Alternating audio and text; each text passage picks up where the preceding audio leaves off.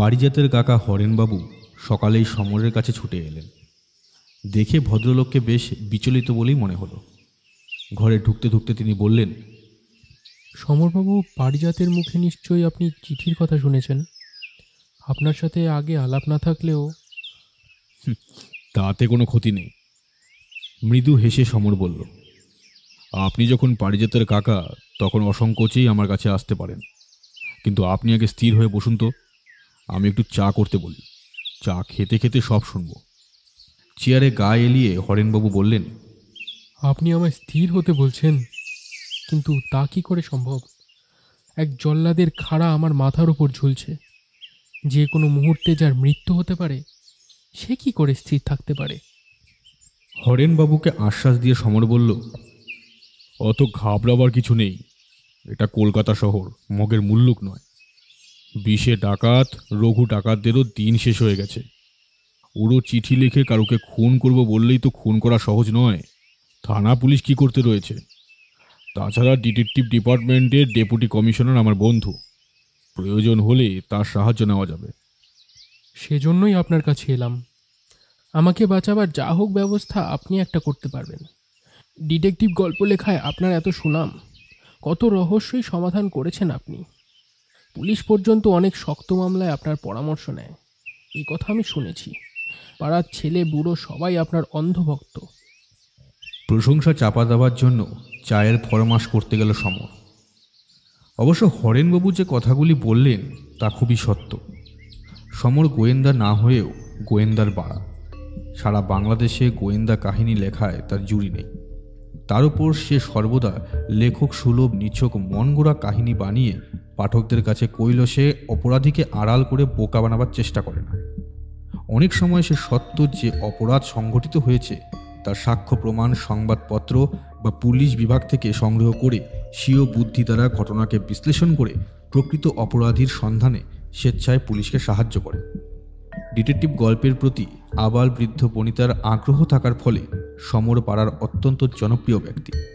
তার বিনয়, নম্র আচরণ ও মিষ্টি ব্যবহারের জন্য পাড়ার যাবতীয় সভা সমিতিতে, অনুষ্ঠানে তার জন্য এক সম্মানের আসন নির্দিষ্ট আছে। তাই সে পল্লীর দুর্গোৎসব কমিটির কোষাধ্যক্ষ, ইয়ং ম্যানস ফুটবল টিমের প্রেসিডেন্ট, ড্রামাটিক ক্লাবের সেক্রেটারি ইত্যাদি ইত্যাদি। হরেনবাবু এ পাড়ায় নবাগত। পাড়ার দক্ষিণ দিকের খালি প্লটটা চড়া দামে কিনে এক সুন্দর বড় বাড়ি করে গত বছর গৃহপ্রবেশ করেছেন। তার বাড়ি দেখলেই বোঝা যায় পয়সার অভাব তার নেই।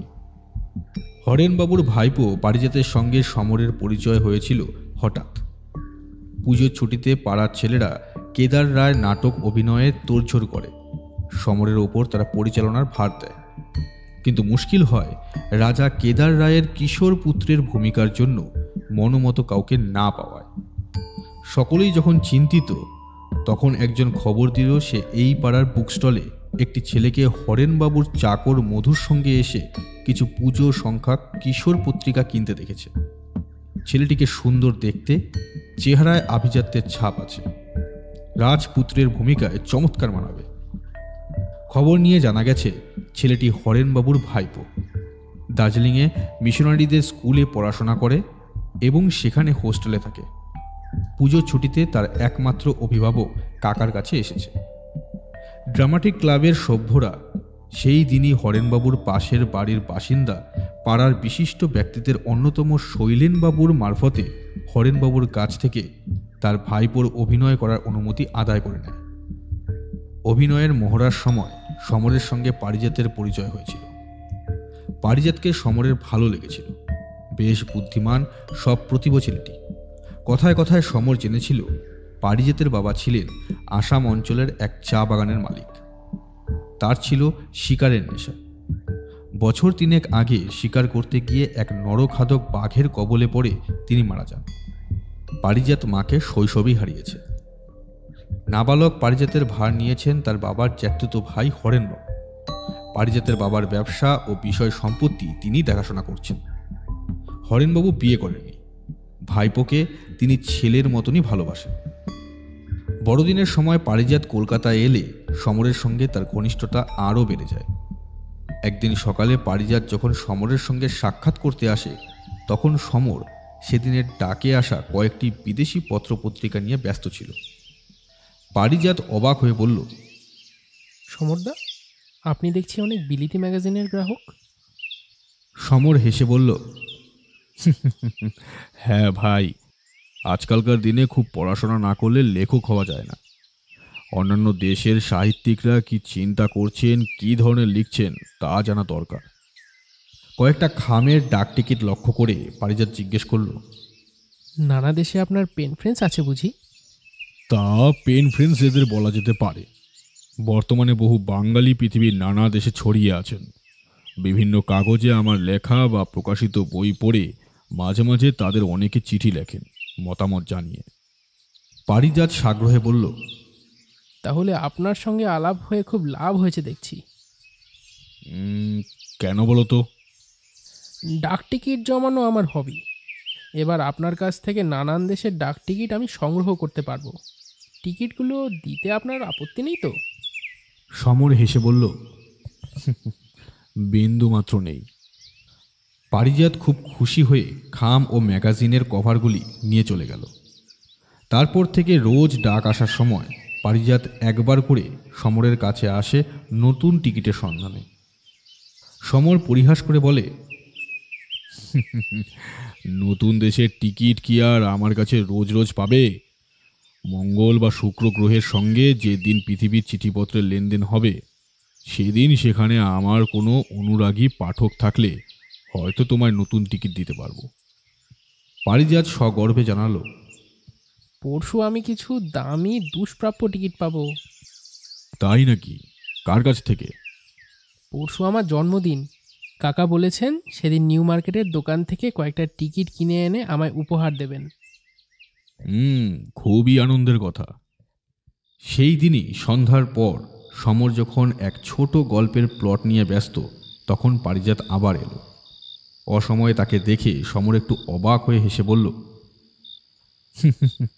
কি ব্যাপার, রাতে তো পিয়ন চিঠি দিয়ে যায় না? স্ট্যাম্পের সন্ধানে আসিনি, কাকা একটা ভয়ঙ্কর চিঠি পেয়েছেন, তাই আপনার কাছে আমি ছুটে এসেছি। তোমার কথার মধ্যে দেখছি রহস্যের গন্ধ রয়েছে। তোমার কাকা কি এমন চিঠি পেলেন যার জন্য ভর সন্ধ্যাবেলাতেই লেখাপড়া ছেড়ে তোমাকে হন্তদন্ত হয়ে আমার কাছে ছুটে আসতে হলো? কাকাকে একজন খুন করবেন বলে শাসিয়ে চিঠি দিয়েছে। সমর সাগ্রহে বলল, তাই নাকি? চিঠিটা কি তুমি সঙ্গে করে এনেছো? হ্যাঁ, এই যে। পারিজাত পকেট থেকে একটা চিঠি বার করল। সমর মনোযোগ দিয়ে চিঠিটা দেখল। ছোট ছেলের লেখার মতো আঁকাবাঁকা অক্ষর। স্পষ্ট বোঝা গেল লেখক হস্তাক্ষর গোপন করতে চায়। তার মানে সে পত্র প্রাপকের অপরিচিত নয়। চিঠিটা খুবই ছোট, মাত্র 3টি বাক্য। তার মধ্যে একটি আবার প্রবাদ বাক্য। কারো পৌষ মাস, কারোর সর্বনাশ, কারোর জন্মদিন, কারোর মৃত্যুদিন। পরশুর জন্য প্রস্তুত হও। চিঠিটা উল্টে পাল্টে দেখে সমর জিজ্ঞেস করল, পরশু তোমার জন্মদিন? হ্যাঁ, সেই জন্য কাকা ভাবছেন যে খুনি বলতে চেয়েছেন সেদিন আমার জন্মদিন আর তার মৃত্যুদিন। তোমার জন্মদিন উপলক্ষে কোনো পার্টির ব্যবস্থা করা হয়েছে নাকি? আমার ইচ্ছে ছিল পাড়ার নতুন বন্ধুদের, মানে যাদের সঙ্গে থিয়েটার করছিলাম, তাদের সকলকে বলবো। কিন্তু আজ বিকেলে কাকা অফিস থেকে ফিরতেই তার সঙ্গে যখন এই নিয়ে কথা বলতে গেলাম, তখন তিনি এই চিঠিটা দেখালেন। তিনি এতটাই চিন্তিত হয়ে পড়েছেন যে পার্টি উপলক্ষে কাউকে আর নিমন্ত্রণ করা চলবে না। সমর হেসে বলল, ভালোই হয়েছে। নিমন্ত্রণ বাড়িতে খুনোখুটি মোটেই ভালো দৃশ্য নয়। রক্ত দেখলেই অনেকের গা গুলিয়ে যাবে। আপনি ঠাট্টা করছেন সমরদা? কাকা কীরকম বিচলিত হয়ে পড়েছেন তা বুঝতে পারছেন না। আমার সঙ্গে তিনি এক্ষুনি আপনার কাছে ছুটে আসতে চাইছিলেন। আমি বললাম, আগে ব্যাপারটা আমি জানাই, তারপর আপনার কথা মতো ব্যবস্থা করা যাবে। এখন কি করা যায় বলুন তো? বাড়ি গিয়ে নিশ্চিন্তে ঘুমো। সে কি? হ্যাঁ, আর তোমার কাকাকে কাল সকালে আমার সঙ্গে দেখা করতে বলবে। খুনি পরশুর জন্য প্রস্তুত হতে বলেছে। কাজেই কালকের দিনটা আমাদের হাতে আছে, তার মধ্যে আমার এই গল্পটা শেষ করতে দাও, নইলে সম্পাদক মশাইয়ের কাছে কথার খেলাপে মিথ্যেবাদী হয়ে যাব। পারিজাত খুব ক্ষুণ্ণ মনেই সমরের ঘর থেকে বেরিয়ে গেল। এমন একটা বাস্তব খুনের সম্ভাবনার ওপর কোনো গুরুত্ব না দিয়ে কল্পনার জগতের খুনের কল্পনায় সমরদা ব্যস্ত থাকবে, এতখানি হৃদয়হীনতা সে বেচারা আশা করেনি। চায়ের চুমুক দিয়ে সমর বললে,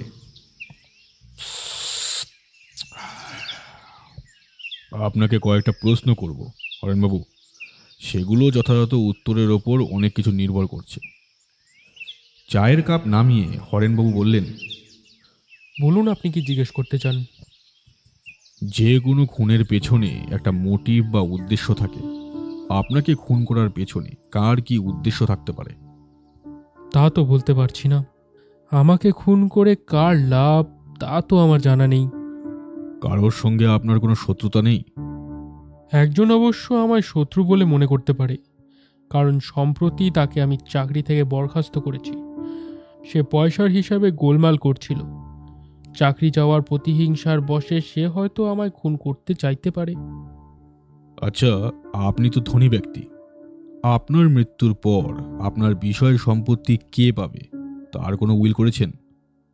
হরেনবাবু একটু ইতস্তত করে বললেন, না, মানে কোনো উইল তো করিনি, তবে একটা কথা, আমি মোটেই ধনী নই। বিষয় সম্পত্তি আমার কিছুই নেই, আমি কেবল আছি মাত্র। সমর একটু অবাক হয়ে জিজ্ঞেস করল, তাহলে আপনার এই বাড়ি গাড়ি এসব কার? এসবের ভাবি মালিক পারিজাত। পারিজাত নাবালক বলে আমি পারিজাতের বিষয় সম্পত্তি ও ব্যবসার তদারকি করি। পারিজাতের বাবার উইল অনুযায়ী আমি তার অভিভাবক হয়েছি। ও যখন সাবালক হবে তখন তার পৈতৃক সম্পত্তি তাকে বুঝিয়ে দিতে হবে। সমর আরও অবাক হয়ে বলল, সাধারণত অর্থই অনর্থের মূল হয়। অর্থের জন্য তো আপনাকে খুন করে কোনো লাভ নেই বুঝছি। চিঠিটা তাহলে তো খুবই রহস্যময়। ওটা কি আপনি ডাকে পেয়েছেন? হ্যাঁ, সকালের ডাকে বাড়িতে এসেছিল।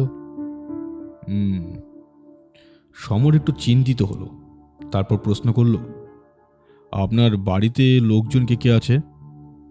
আমি বিয়ে থা করিনি। অন্য আত্মীয় কেউ এ বাড়িতে থাকে না।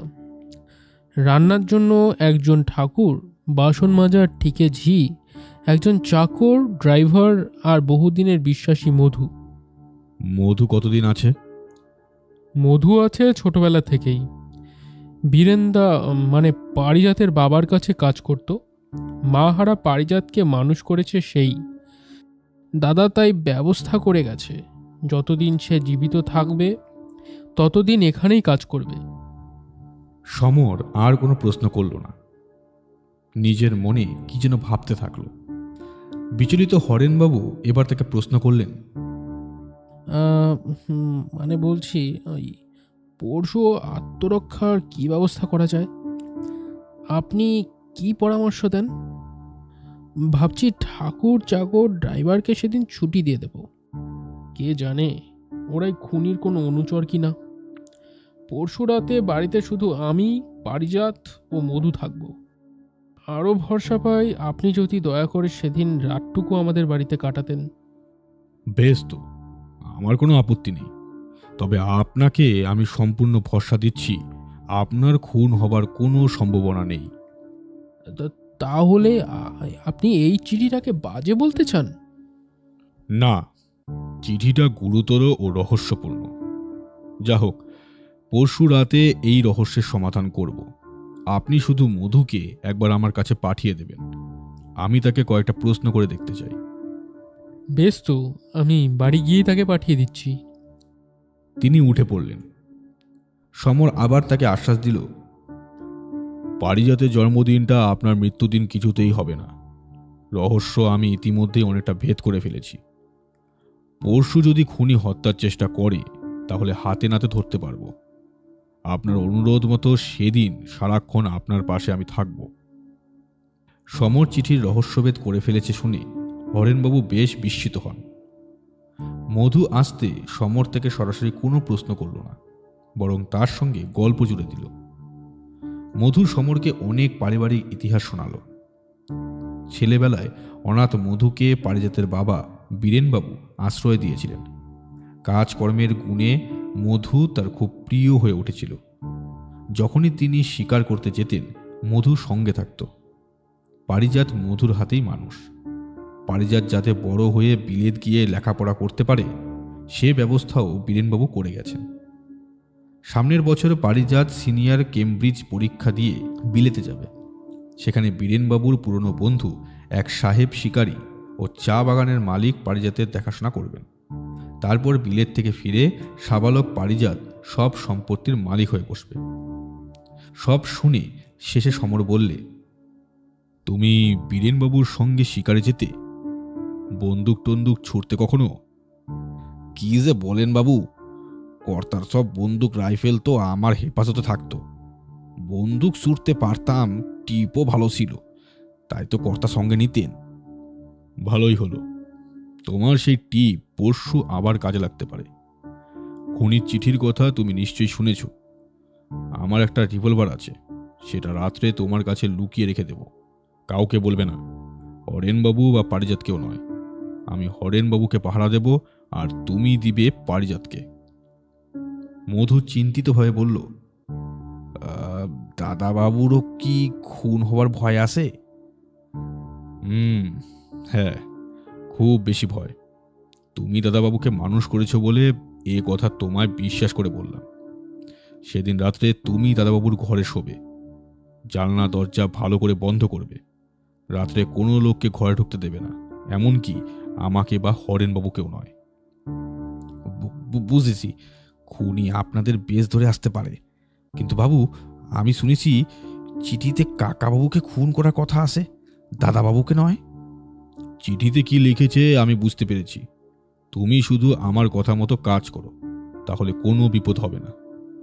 আচ্ছা আচ্ছা আচ্ছা, ঠিক আছে বাবু, ঠিক আছে। জন্মদিনের সকালে এক কাণ্ড ঘটল। হরেনবাবু নিজের ঘরে চা খেতে খেতে কাগজ পড়ছিলেন। হঠাৎ জানলার বাইরে থেকে কে যেন তাকে লক্ষ্য করে একটা ছোড়া ছুঁড়ে মারে। সৌভাগ্যক্রমে সেটা লক্ষ্যভ্রষ্ট হয়ে হরেনবাবুর কান ঘেঁষে গিয়ে চেয়ারের পেছনে ঠেসান দেওয়ার কাঠে গেঁথে যায়। হরেনবাবুর চিৎকারে সবাই ছুটে এলো। হরেনবাবু পারিজাতকে বললেন, তুমি তুমি তুমি শিগগির গিয়ে সমরবাবুকে ডেকে আনো। খুনি সাত সকালেই আক্রমণ শুরু করেছে। সমর এসে চেয়ারে গাঁথা ছোড়াটা ভালোভাবে পরীক্ষা করল। চেয়ারের কাঠে ছোড়ার ফলার প্রায় আধখানা ঢুকে গেছে। সে প্রশ্ন করল, আক্রমণকারীকে দেখতে পেয়েছিলেন? না, কাগজটা মুখের কাছে তুলে পড়ছিলাম, তাই কাউকে দেখতে পাইনি। সমর গম্ভীরভাবে বলল, খুনি প্রথমবার ব্যর্থ হয়েছে বলে নিশ্চয়ই আবার চেষ্টা করবে। ভয় নেই, আমি তখন তাকে হাতে নাতে ধরে ফেলব। হরেনবাবু ভয়ে সেদিন আর কাজকর্মে বের হলেন না। বিকেলে একবার নিজেই গাড়ি চালিয়ে মার্কেটে গেলেন পারিজাতের জন্য ডাক টিকিট কিনতে। সমর সারাদিন হরেনবাবুর বাড়ি পারিজাতের সঙ্গে ক্যারাম খেলে কাটালো। বিকেলে হরেনবাবু যখন বার হন, তখন ওরা দুজনে বাগানেই ঘুরে বেড়ায়। সন্ধ্যায় পারিজাতের জন্মলগ্নে তাকে উপহার দেওয়া হয়। হরেনবাবু দিলেন কিছু স্ট্যাম্প ও একটা দামি অ্যালবাম। সমর দিল একটি বই, গোয়েন্দা গল্পের সঞ্চয়ন। তাড়াতাড়ি রাতের খাওয়া সেরে সবাই শোবার উদ্যোগ করে। হরেনবাবুর পাশের ঘর সমরের জন্য নির্দিষ্ট হয়েছে। দুই ঘরের মাঝের যাতায়াতের দরজা সারা রাত খোলা থাকবে ঠিক হয়। সমর হরেনবাবুকে নিজের রিভলভার দেখিয়ে বলল, কোনো ভয় নেই, আমার কাছে অস্ত্র আছে। তাছাড়া আমি আজ ঘুমোবো না, টেবিল ল্যাম্প জেলে সারা রাত পড়ব লিখব। হরেনবাবু রিভলভার দেখে একটু অবাক হয়ে বললেন, আপনার রিভলভার আছে জানতাম না তো। সমর হেসে বলল, কাল্পনিক মামলার চেয়ে অনেক সময় সত্যি মামলায় জড়িয়ে থাকি বলে আমার ডেপুটি কমিশনার বন্ধু এটা লাইসেন্স করিয়ে দিয়েছেন। আপনি নিশ্চিন্তে ঘুমন, আমি পারিজাতের ঘরটা একবার পরীক্ষা করে আসি। পারিজাতের ঘরে গিয়ে সমর দেখল সে স্ট্যাম্প ও অ্যালবাম ইত্যাদি নিয়ে বসেছে। মধু তার কাছে বসে আছে। সমরকে দেখে পারিজাত বলল, কি মুশকিলে পড়েছি জানেন শর্মদা? স্ট্যাম্পগুলো অ্যালবামে সাঁটাতে পারছি না। আজ সকালেই গদের শিশিটা কাকার হাত থেকে পড়ে ভেঙে গেছে। বিকেলে একটা কিনে আনবেন বলেছিলেন, কিন্তু ভুলে গেছেন। মধুকে বলেছি খানিকটা আঠা ব্যবস্থা করতে। কাল সকালে স্ট্যাম্প সাজিও, এখন শুয়ে পড়ো। মধু, একবার এদিকে শোনো তো। মধুকে ঘরের বাইরে নিয়ে এসে চুপি চুপি তার হাতে রিভলভার গুঁজে দিয়ে সমর বলল, যা বলেছি মনে আছে তো? হ্যাঁ বাবু। সমর নিজের ঘরে এসে একটা বই খুলে বসতে না বসতেই পারিজাতের চিৎকার কানে এলো। কাকাবাবু, সমরদা, শিগগিরই আসুন, মধু কেমন করছে। সমর ও হরেনবাবু ছুটে নিজেদের ঘর থেকে বেরিয়ে এলেন।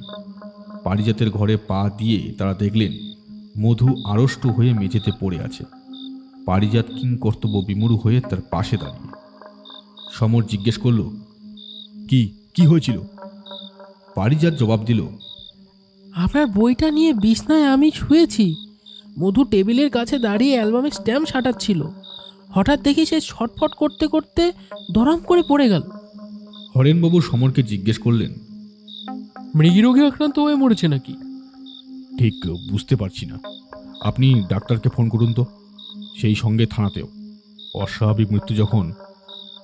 হরেনবাবু ফোন করার জন্য ঘর থেকে বেরিয়ে যেতেই সমর টেবিলের অ্যালবাম ও স্ট্যাম্প পরীক্ষা করে দেখল। লক্ষ্য করল স্ট্যাম্পগুলোর পেছনে সাদা পাউডারের মতো গুঁড়ো মাখানো। হরেনবাবু ফিরে আসতেই তাকে বলল, ডাক্তার পুলিশ না আসা পর্যন্ত আপনি মৃতদেহের কাছে থাকুন। আমি পারিজাতকে নিয়ে অন্য ঘরে আছি। বেচারা চোখের সামনে এই রকম মৃত্যু দেখে ঘাবড়ে গেছে।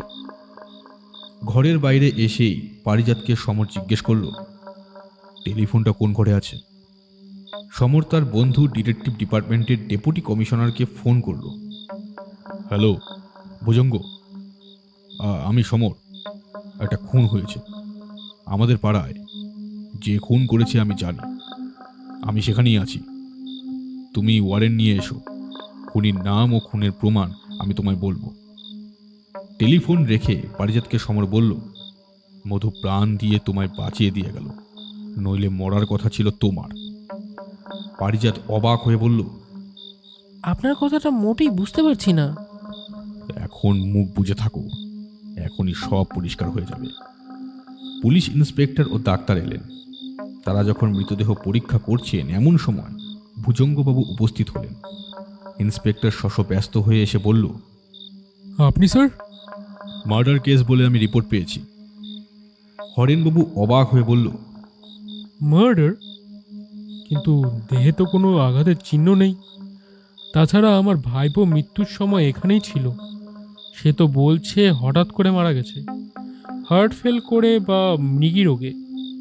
সমর বাধা দিয়ে বলল, না, মার্ডারই, তবে আঘাতে মৃত্যু নয়, বিষক্রিয়ায়।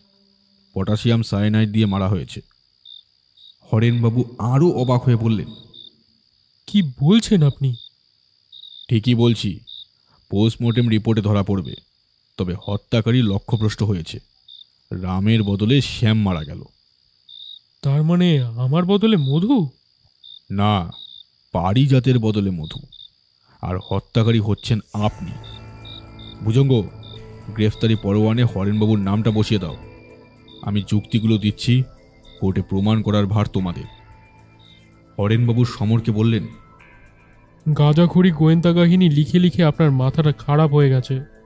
মৃত্যুর সময় আমি আপনার পাশের ঘরে ছিলাম। আমি কি করে ওকে বিষ খাওয়াবো? আপনি পারিজাতকে উপহার দেওয়ার টিকিটের পেছনে পটাশিয়াম সায়ানাইডের গুঁড়ো মাখিয়ে দিয়েছিলেন। রাসায়নিক পরীক্ষায় পুলিশ সহজে এটা প্রমাণ করতে পারবে। গদের শিশি আপনি ইচ্ছে করে ভেঙেছিলেন এবং ইচ্ছে করেই নতুন শিশি কিনে আনেননি। আপনি জানতেন স্ট্যাম্পগুলো অ্যালবামে সাঁটার জন্যে পারিজাতের দেরি সইবে না। গদের অভাবে থুতু দিয়ে সাঁটাতে যাবে এবং তার ফলেই মরবে। কিন্তু দুটো কারণে ও বেঁচে গেছে। প্রথম, থুতু দিয়ে কিছু আটকানোর নোংরা অভ্যেস ওর নেই। দ্বিতীয়, গোয়েন্দা গল্পের বই স্ট্যাম্পের চেয়ে ওর মনোযোগ আকর্ষণ করেছিল বেশি, তাই স্ট্যাম্প সাটার ভার ও মধুর ওপর দেয়। পুরো চিঠি আপনারই লেখা। আপনি বলেছেন চিঠিটা সকালে বাড়িতে এসেছিল, কিন্তু আমি এক সময় মধুকে জিজ্ঞেস করে জেনেছিলাম সেদিন ডাকে আপনার নামে কোনো চিঠি আসেনি। তাছাড়া আপনার কথা মতো চিঠিটা সকালের ডাকে এলে আপনি যে পরিমাণ বিচলিত হয়েছিলেন তাতে বিকেল পর্যন্ত এটার কথা পারিজাতকে না বলা অস্বাভাবিক। আমি তখনই বুঝেছিলাম বিচলিত হওয়ার ভাবটা আপনার ভান। আপনার হস্তাক্ষর পারিজাতের কাছে গোপন করার জন্য বাঁ হাতের আঁকা বাঁকা অক্ষরে ওটা লিখেছিলেন। আপনি বলেছিলেন অফিসের একজন হিসেবে গোলমাল করায় তাকে তাড়িয়েছেন, সে প্রতিহিংসার বশে খুন করতে চাইছে। কিন্তু মধুর মুখ থেকে আমি জেনেছিলাম সেই কর্মচারীটি বীরেনবাবুর আমলের লোক, খুব বিশ্বাসী। আমার মনে হয়েছিল ব্যবসার টাকা কড়ির গোলমাল হয়তো আপনি করেছেন, পাছে সে ধরে ফেলে সেই ভেবে তাকে আপনি সরিয়েছেন। সকালে আপনাকে ছোড়া ছুঁড়ে হত্যার যে চেষ্টা হয়েছিল সেটাও আপনারই সাজানো ঘটনা। মুখের সামনে খবরের কাগজ তুলে দুহাত দিয়ে ধরে পড়লে ছোড়া কিছুতেই আপনার কান ঘেঁষে যেতে পারে না কাগজকে বিদ্ধ না করে। তাছাড়া ছোড়ার আধখানা চেয়ারের কাঠে ঢুকে গিয়েছিল। আপনার জানলা থেকে চেয়ারের দূরত্ব প্রায় 15 ফুট। আততাই যদি বাগানের মধ্যে থেকে অর্থাৎ জানলা থেকে আরও ফুট 5 দূর অর্থাৎ মোট 20 ফুট দূর থেকে ছোড়াটা ছুঁড়ে থাকে তাহলে অমানসিক শক্তির অধিকারী না হলে চেয়ারের শক্ত কাঠে ছোড়ার অতখানি গাঁথা সম্ভব নয়। আরও কাছ থেকে মানে ঘরের মধ্যে থেকেই ছোড়াটা চেয়ারে গাঁথা হয়েছিল। ঘরে তখন আপনি ছাড়া কেউ ছিল না। তাছাড়া বিকেলে বাগানে বেরোবার সময় আমি লক্ষ্য করেছিলাম আপনার জানলার কাছের ফুল গাছগুলোর কোনোটাই আততায়ীর পায়ের ভারে পিষ্ট হয়নি। আমার বিশ্বাস আরও দৃঢ় হল যে আততায়ীর আক্রমণ অলীক। ভুজঙ্গবাবু প্রশ্ন করলেন, হত্যা প্রচেষ্টার উদ্দেশ্য কি সমর? অর্থ লালসা। পারিজাতের মৃত্যু হলে হরেনবাবু নিশ্চিন্তে সব ভোগ দখল করতে পারবেন। পারিজাত সামনের বছর পড়াশোনা করতে বিলেত যেতে পারে। দেশে যখন ফিরবে তখন সে সাবালক। হরেনবাবুর নাগালের বাইরে চলে যাওয়ার আগেই তাকে মারা দরকার। কিন্তু হরেনবাবুর উদ্দেশ্য তুমি ধরলে কি করে? কথায় বলে অতি চালাকের গলায় দড়ি। হরেনবাবু সহজেই তার উদ্দেশ্য সিদ্ধ করতে পারতেন, কিন্তু একটু বেশি চালাকি করতে গিয়ে ধরা পড়লেন। পারিজাতের মুখে তিনি আমার কথা শুনে বুঝেছিলেন পারিজাতের অস্বাভাবিক মৃত্যু হলে আমি হয়তো অনুসন্ধান করব। তাই আমার কাছে ভান করলেন যেন অজ্ঞাত কোনো ব্যক্তি খুনের চেষ্টায় আছে এবং তার লক্ষ্য পারিজাত নয়, হরেনবাবুই। পারিজাতের মৃত্যু ঘটলে আমি ভাবব খুনি লক্ষ্যভ্রষ্ট হয়েছে। তাছাড়া উনি আরেকটু বেশি চালাকি করে আমাকেও খুনের সঙ্গে জড়িয়ে দেওয়ার চেষ্টায় ছিলেন। পারিজাত আমার কাছ থেকে ডাক টিকিট নিত এটা উনি জানতেন। পারিজাত মারা গেলে পুলিশ যদি ডাক টিকিটে বিষ পেত তাহলে আমাকে জড়াতে চাইতো খুনের সঙ্গে। কোন টিকিট আমি পারিজাতকে দিয়েছি আর কোনটা উনি দিয়েছেন তা পারিজাত ছাড়া আর কেউ জানে না। পারিজাতের অবর্তমানে ওর দেওয়া টিকিটের কথা উনি অস্বীকার করতেন। সাংঘাতিক লোক তো! তোমায় ফাঁসি কাটে ঝোলানোর চেষ্টায় ছিলেন। এখন উনি যাতে ছোলেন সে চেষ্টা আমি করব। সমর পারিজাতকে বলল, তুমি নতুন দেশের টিকিট খোঁজো, তাই তোমার কাকা জন্মদিনে তোমাকে জমালয়ের টিকিট উপহার দিয়েছিলেন।